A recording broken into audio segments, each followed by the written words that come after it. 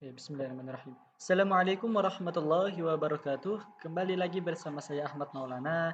Di sini kita akan mempraktikkan lagi menggunakan aplikasi EBM SPSS. Nah, jadi apa yang akan kita hitung hari ini? Ya, betul. Kita akan menghitung regresi berganda, kelanjutan daripada regresi linier atau yang sederhana. Oke, jadi apa bedanya? Kalau regresi berganda ini variabel x-nya itu lebih daripada satu. Wah, bisa dua, bisa tiga, dan bisa banyak. Wah, sedangkan regresi linier dan sederhana itu cuma ada satu variabel x atau independennya. Oke, jadi bagaimana cara menghitungnya? Oke, langsung saja kita buka seperti biasa aplikasi SPSS. Nah, ini bekas data kemarin ya, kita hapus saja. Oke, kita masuk ke variabel view. Di sini kita sudah mempunyai data. Nah, jadi di sini X yang pertama atau variabel yang pertama adalah motivasi dan kemudian variabel yang kedua adalah minat terhadap variabel yang eh, Y-nya yaitu prestasi. Nah, jadi kalau contoh Contoh penelitiannya itu pengaruh motivasi dan minat mahasiswa terhadap prestasi belajar di STQ Amuntai misalnya. Nah, jadi seperti itu. Nah, jadi kita harus menggunakan X1 untuk variabel pertama, X2 variabel kedua, Y variabel terikatnya. Oke, desimal kita ubah ke 0 semua ya. Lanjut X1 tadi apa? Motivasi, ya betul. Kemudian yang kedua adalah minat, siap.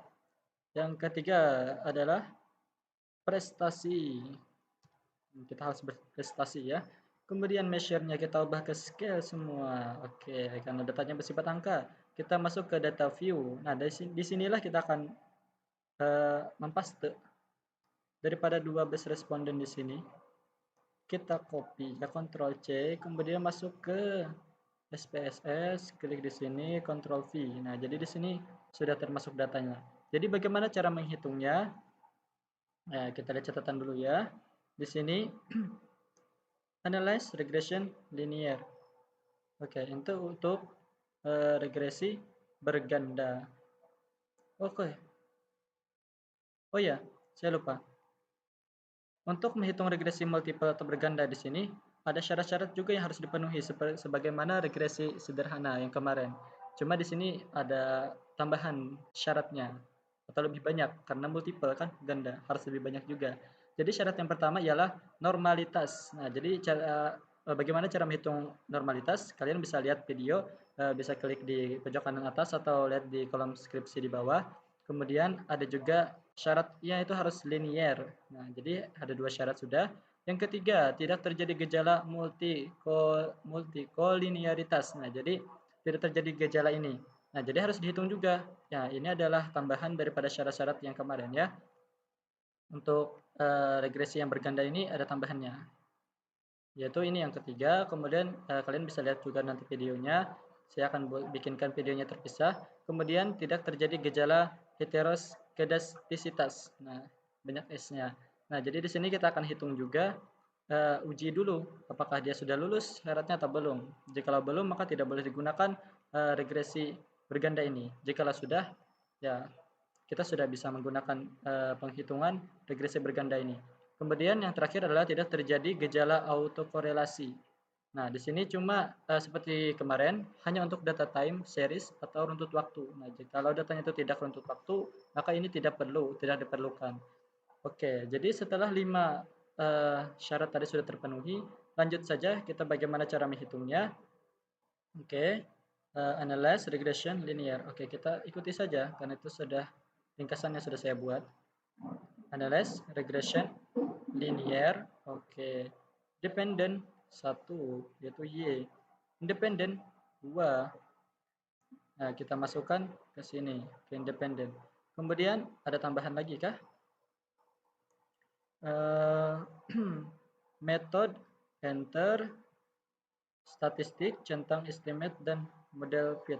Oke, jadi kita setelah kita di sini kita akan masuk ke statistik, ini estimate, model fit juga harus dicentang, continue, kemudian oke, jadi seperti itu saja. Setelah kita statistik, estimate, model fit, continue, terus klik oke. Nah, terus bagaimana cara cara baca datanya? Di sini sudah saya jelaskan juga. Jikalau nilai SIK itu lebih kecil daripada 0,05, maka artinya berpengaruh antara variabel X1 dan X2 terhadap variabel Y itu ada pengaruhnya. Jikalau lebih besar itu SIK-nya daripada 0,05, maka ia tidak terdapat pengaruh. Nah, jadi di mana cara kita melihat datanya itu? Kita bisa lihat di sini. Di regression. SIG-nya di sini 0,00000. Nah, artinya artinya lebih rendah daripada 0,05. Maka di sini dapat dikatakan tidak berpengaruh. Oke, jika kita ingin mengetahui satu-satu untuk SIG-nya daripada motivasi saja 0,39. Oke, itu lewat ya, artinya tidak berpengaruh. Sedangkan minat 0,006, dia berpengaruh karena lebih rendah daripada 0,05. Nah, tetapi yang kita ambil di sini ialah daripada regressionnya atau daripada keseluruhannya atau keduanya.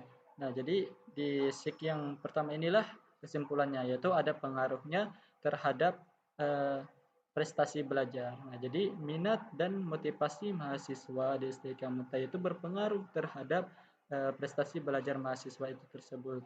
Nah, jadi seperti itu cara menghitung data pengaruh daripada menggunakan uh, analisis regresi berganda atau multiple. Nah, jadi ingat di sini memiliki 5 syarat. Ya, tadi sudah disebutkan, kalian bisa lihat saja videonya bisa di deskripsi di sini atau bisa nonton langsung di channel YouTube-nya.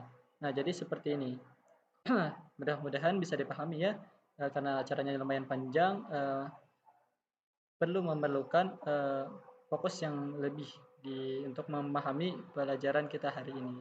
Oke, mudah-mudahan bisa bermanfaat. Salah khilaf mohon maaf. Wassalamualaikum warahmatullahi wabarakatuh.